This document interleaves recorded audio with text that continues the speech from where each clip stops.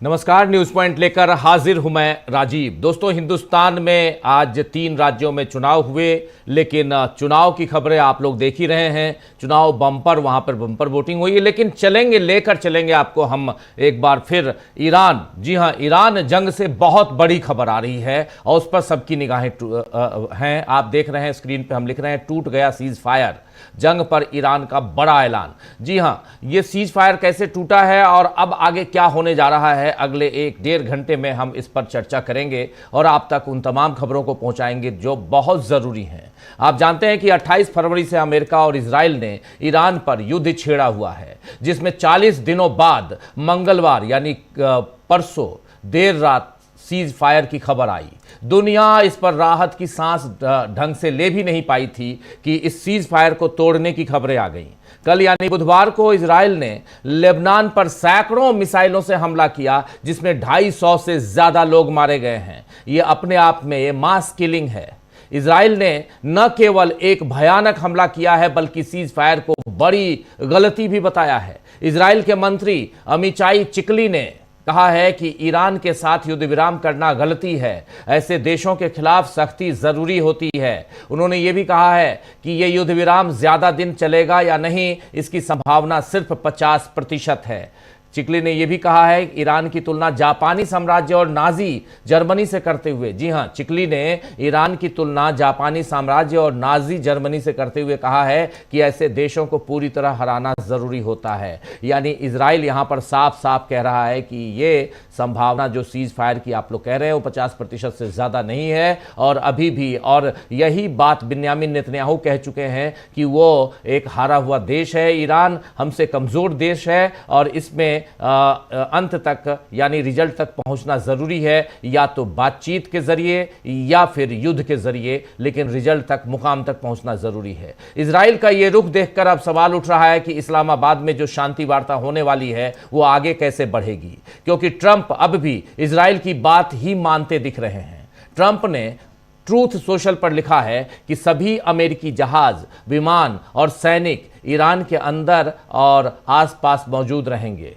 ये तब तक रहेंगे, वहां रहेंगे जब तक असली समझौता पूरी तरह लागू नहीं हो जाता है, ये कह रहे हैं डोनाल्ड ट्रंप। अब असली समझौते से ट्रंप का मतलब ईरान का सरेंडर करना है, तो वो बड़ी गलती कर रहे हैं, क्योंकि ईरान पहले ही दूध का जला हुआ है और वो अमेरिका की किसी बात को एक बार में नहीं मान रहा। हालांकि कल ईरान और अमेरिका ने एक दूसरे को संदेश भेजे हैं।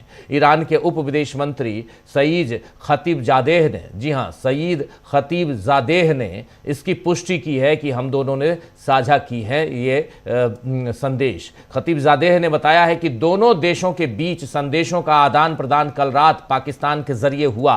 उनके मुताबिक अमेरिका पहले तो बातचीत का अनुरोध करता है, फिर शर्तों का उल्लंघन भी करता है। खतीबजादेह ने कहा है कि आप यानी अमेरिका युद्ध विराम की मांग करें और फिर शर्तें मान लें। युद्ध विराम में लेबनान का नाम भी होता है, फिर भी आपका साथी इजराइल वहां कत्लेआम शुरू कर दे, ऐसा नहीं हो सकता। ईरान तो सच ही बयां कर रहा है दोस्तों, और अब दुनिया भी इस सच को देख रही है। लेबनान पर हमले रोकना भी सीज फायर की शर्तों में एक था, लेकिन ईरान ने इसे तोड़ा और अमेरिकी उपराष्ट्रपति जेडी वेंस ने कहा कि ईरान को गलतफहमी हुई है। जेडी वेंस कह रहे हैं कि ईरान को गलतफहमी हुई है, लेबनान इसमें शामिल नहीं था। ये देख लीजिए। लेकिन मध्यस्थता करने वाले पाकिस्तान ने सच बता दिया है। कल भी पाकिस्तान के प्रधानमंत्री शहबाज शरीफ ने लिखा था, उसमें जब सीज फायर की बात लिखी उन्होंने, तो उसमें साफ साफ उन्होंने लिखा कि इसमें लेबनान भी शामिल है। आज पाकिस्तान के विदेश मंत्रालय ने अपने बयान में कहा है कि पाकिस्तान लेबनान पर जारी इजरायली हमलों की कड़ी निंदा करता है। पाकिस्तान लेबनान पर जारी इजरायली हमलों की कड़ी निंदा करता है। इनमें बेगुनाह लोगों की जान गई है और बड़े पैमाने पर इंफ्रास्ट्रक्चर नष्ट हुआ है। पाकिस्तान ने इसके आगे कहा है कि इजराइल की ये कार्रवाई अंतर्राष्ट्रीय शांति और स्थिरता कायम करने की कोशिशों को कमजोर करती है। ये अंतर्राष्ट्रीय कानून और मौलिक मानवीय सिद्धांतों का साफ उल्लंघन है। ये बात यहाँ पे पाकिस्तान का विदेश मंत्रालय का कह रहा है। वहीं यूरोपीय यूनियन, जी हाँ, यूरोपीय यूनियन आप जानते हैं, उसकी बात करूंगा, लेकिन उसके अलावा यूरोप के दूसरे देश जो हैं वो भी खुलकर इजराइल के खिलाफ आ गए हैं। फ्रांस के विदेश मंत्री जीन नोएल बैरो ने कहा है कि लेबनान पर हमले मंजूर नहीं हैं। उन्होंने कहा कि इससे अमेरिका और ईरान के बीच हुआ अस्थायी सीज फायर कमजोर पड़ रहा है। वहीं ब्रिटेन की विदेश मंत्री यवेट कूपर पहले ही इजराइल के हमलों को पूरी तरह गलत बता चुकी हैं और लेबनान को सीज फायर में शामिल करने की मांग कर चुकी हैं। जबकि इटली की प्रधानमंत्री जॉर्जिया मेलोनी ने कहा है कि हालात नो पॉइंट ऑफ रिटर्न के करीब पहुंच चुके हैं, लेकिन अब जो शांति की संभावना है उसे दृढ़ता से आगे बढ़ाना जरूरी है। और आइए अब यूरोपीय यूनियन की तरफ। यूरोपीय यूनियन यानी यहाँ पर यूरोपीय यूनियन की विदेश नीति प्रमुख काजा कालास, जी हाँ, काजा कालास ने तो इजराइल का झूठ ही बता दिया है कि इजराइल के हमलों में सैकड़ों लोगों की मौत हुई है, जिससे ये कहना मुश्किल हो जाता है कि ये सिर्फ आत्मरक्षा के लिए किया गया था। सैकड़ों लोगों को आप मौत की घाट उतार दें, उसके बाद आप कहें कि ये हमने आत्मरक्षा में किया है, तो ये बहुत गलत है। ये कहना मुश्किल है, इसको स्वीकार करना मुश्किल है। इस बीच स्पेन ने भी, जी हाँ, स्पेन ने भी इन हमलों की निंदा करते हुए ऐलान किया है कि वो तेहरान में अपना दूतावास फिर खोलेगा। आप याद कीजिए, जब अमेरिका और बाकी देशों ने, यूरोपीय देशों ने सैंक्शन लगाया ईरान के ऊपर, तब कई देशों ने अपने एम्बेसीज वहां बंद कर दिए थे, उसमें स्पेन भी था। लेकिन अब कह रहा है कि वहां तेहरान में अपना दूतावास खोलेगा। यह कदम इस जंग में ईरान की बढ़त बना लेने का संकेत है। यहां से ईरान काफी बढ़त बनाते हुए दिख रहा है। इस बीच खाड़ी देशों से भी ईरान की संवाद प्रक्रिया शुरू हो गई है। जी हाँ, डायलॉग और डिप्लोमेसी, दो शब्द बहुत इंपॉर्टेंट हैं और इन दोनों में से एक जिससे डिप्लोमेसी के साथ शुरुआत होती है वो है डायलॉग यानी संवाद। और संवाद प्रक्रिया शुरू हो गई है खाड़ी देशों के साथ ईरान की, जबकि अपने बचाव में खाड़ी देशों पर ईरान को मजबूरन हमले करने पड़े थे। आप याद कीजिए, सऊदी अरब के विदेश मंत्री प्रिंस फैसल बिन फरहान अल सऊद ने अपने ईरानी विदेश मंत्री समकक्ष ईरानी विदेश मंत्री अब्बास अरागची से फोन पर बात की है।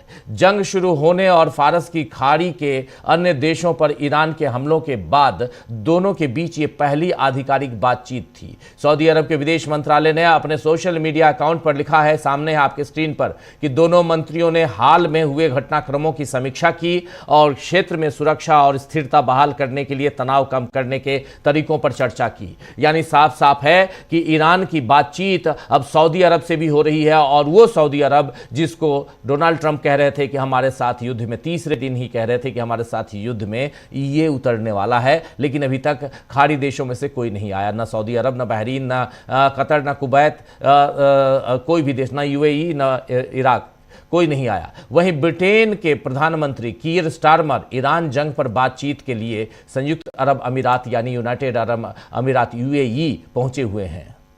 खाड़ी देशों के प्रतिनिधियों के साथ क्षेत्रीय रक्षा संबंधी एक कॉल के दौरान स्टारमर ने दोहराया है कि इस संघर्ष पर ब्रिटेन का रुख एक जैसा रहा है और हम लगातार तनाव कम करने और स्थायी युद्ध विराम की अपील कर रहे हैं। यहां पर कह रहे हैं, इस संघर्ष पर ब्रिटेन का रुख एक जैसा रहा है और हम लगातार तनाव कम करने और स्थायी युद्ध विराम की अपील कर रहे हैं। प्रधानमंत्री स्टारमर सऊदी अरब के जेद्दा में सऊदी क्राउन प्रिंस मोहम्मद बिन सलमान से मुलाकात कर चुके हैं और अब यूएई के राष्ट्रपति मोहम्मद बिन जैद अल नहयान से, जी हाँ, जैद अल नहयान से उनकी मुलाकात होने की उम्मीद है। तो कल की इस्लामाबाद वार्ता से पहले जिस तरह बातों और मुलाकातों का नया दौर शुरू हुआ है, वो उम्मीद तो बंधा रहा है कि युद्ध रोकने की कोशिशें तेज हो रही हैं और इसका एक मतलब ये भी है कि ईरान का साथ देने वालों की गिनती बढ़ रही है, जबकि अमेरिका और इजराइल की साजिश अब सबके सामने है। वैसे भी न्यूयॉर्क टाइम्स ने एक खुलासा किया है। न्यूयॉर्क टाइम्स का खुलासा बहुत महत्वपूर्ण हो जाता है और वो खुलासा 11 फरवरी का है। न्यूयॉर्क टाइम्स लिखता है कि 11 फरवरी को नेतन्याहू अमेरिका गए थे और वहां उन्होंने ट्रंप को इस युद्ध के लिए राजी करवाया था। 11 फरवरी की बात, 1 घंटे के प्रेजेंटेशन में नेतन्याहू ने बताया था कि ईरान पर हमला करने का ये सही वक्त है और इसमें 4 महत्वपूर्ण बातें उन्होंने बताई।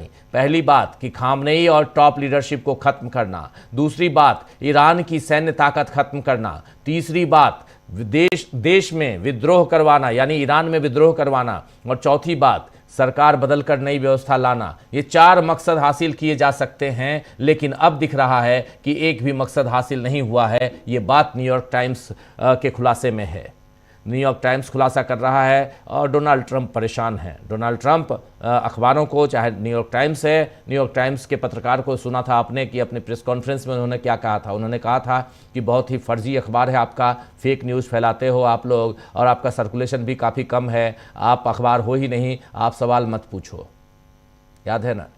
तो डोनाल्ड ट्रंप हैं, CNN को उन्होंने धमका दिया। उन्होंने कहा कि फेक न्यूज़ फैलाने के जुर्म में आपको जेल की सज़ा दिलवाऊंगा, आपके ऊपर मुकदमा करूंगा।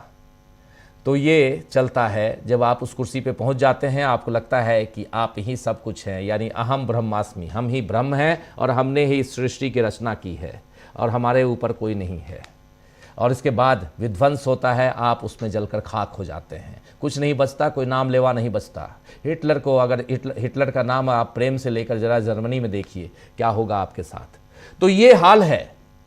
और आज चर्चा करेंगे कि क्या कल इस्लामाबाद से अमेरिका और इजराइल को बड़ा झटका मिलने वाला है। टूट गया है सीज फायर। जो कुछ लेबनान में हुआ है उसको देखकर यही कहा जा सकता है। ईरान का कहना है कि सीज फायर के बाद 3 महत्वपूर्ण बातें की हैं और ये तीनों महत्वपूर्ण बातें ये बताती हैं कि सीज फायर को अमेरिका और इजराइल ने तोड़ दिया है। उसमें पहली बात कि लेबनान पे हमला करना, ये पहला सीज फायर तोड़ने का, सीज फायर का उल्लंघन। दूसरी बात, ईरान के क्षेत्र में एयर स्पेस में ड्रोन भेजना, ये दूसरा सबसे बड़ा उल्लंघन। तीसरा, जो परमाणु संवर्धन की बात थी, यूरेनियम संवर्धन, इस पे एनरिचमेंट, जो यूरेनियम एनरिचमेंट की बात थी, उस बात पे भी मुकर जाना। यानी ये 3 सीज फायर के उल्लंघन की बात। और इस बीच उधर व्हाइट हाउस की प्रवक्ता का कहना है कि ये जो 10 शर्तें रखी गई हैं ईरान की तरफ से, ये 10 शर्तें कूड़ेदान में फेंक देने लायक है, डस्टबिन में फेंक देने लायक है, ये कहना है उनका। तो इसे क्या माना जाए? क्या कल सीज फायर पर इस्लामाबाद में बातचीत होगी? उधर इस्लामाबाद से जो खबर आ रही है वो ये कि इस्लामाबाद में कर्फ्यू जैसा आलम है। चारों तरफ जितने होटल हैं उसमें सारे होटल बुक हो चुके हैं। सबको बिल्कुल बुक होने का मतलब है कि सबको खाली करवा दिया गया है और कोई भी नए नहीं आएंगे, क्योंकि जो 2 देश, जो जंग वाले देश हैं, वो आ रहे हैं और उनके लिए सुरक्षा की कड़ी वहाँ पर व्यवस्था की गई है। पैनी निगाहें रखी जा रही हैं और ये पाकिस्तान के लिए ज़रूरी भी है, जबकि पाकिस्तान और अफ़गानिस्तान अभी खुद उलझे हुए हैं, दोनों आपस में जंग में लगे हुए हैं। और ऐसे में पाकिस्तान आना, अमेरिका से 3 लोगों के नाम आ रहे हैं, जिसमें पहला नाम जो है वो JD वेंस का है, जो अमेरिका के उपराष्ट्रपति हैं। दूसरा नाम विटकॉफ का है और तीसरा नाम कुशनर का है। ये तीनों अमेरिका से आ रहे हैं, लेकिन ईरान से कौन आ रहा है अभी पता नहीं, ऑफिशियली कंफर्म नहीं हुआ है ईरान की तरफ से, और न ही ऑफिशियली कंफर्म अमेरिका की तरफ से हुआ है। लेकिन अमेरिका से जो सोर्सेज बता रहे हैं उस आधार पर बता रहा हूँ। और हाँ, अभी खबर ये आ रही है कि प्रेस सेक्रेटरी ने ऑलरेडी कंफर्म कर दिया है कि ये तीनों आ रहे हैं इस्लामाबाद, यानी उपराष्ट्रपति JD वेंस और विटकॉफ और कुशनर, ये तीनों आ रहे हैं। ये ऑफिशियली कंफर्म हो गया है। लेकिन इन सबके बीच सीज फायर को तोड़ने के जुर्म में ईरान क्या चाहेगा?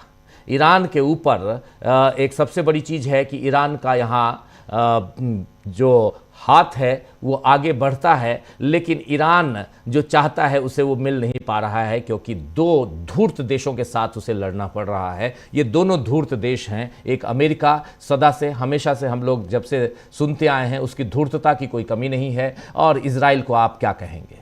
इजराइल तो ऐसे ही धूर्त नंबर, मतलब धूर्तता में वो अमेरिका से आगे बढ़ने की कोशिश करता रहता है, लेकिन पिछड़ जाता है इसलिए क्योंकि उसके पास वो हथियार नहीं है जो अमेरिका के पास है। अमेरिका ही हथियार मुहैया करवाता है। तो दोनों जो बदमाश हैं एक साथ हैं, और ईरान यहाँ पर बदमाशी नहीं बल्कि प्रेम के साथ आगे बढ़ना चाहता है। क्या यहाँ पर युद्ध और प्रेम दोनों में किसकी जीत होगी, ये देखते हैं।